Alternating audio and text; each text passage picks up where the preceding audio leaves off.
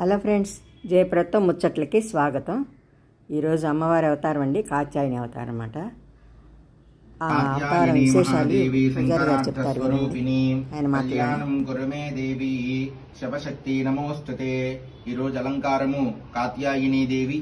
ఈ యొక్క కాత్యాయని దేవిని సేవించిన, అమ్మవారి యొక్క పూజా కార్యక్రమంలో పాల్గొన్న, అమ్మవారిని ఆరాధించిన కుజదోషములన్నీ కూడా తొలగి అమ్మవారి అనుగ్రహం సంపూర్ణంగా కలుగుతుంది. వివాహం కాని వారికి మంచి భర్త లభిస్తాడు. వివాహం అయినటువంటి వారికి దాంపత్యం అన్యోన్యంగా ఉంటుంది.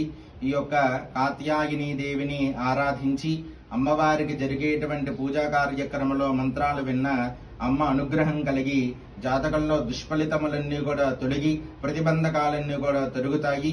కృష్ణుని యొక్క గోపకాంతలందరూ కూడా ఈ యొక్క కాత్యాయని వ్రతాన్ని చేసే ఆ కృష్ణునికి భార్యలుగా ఉన్నారు.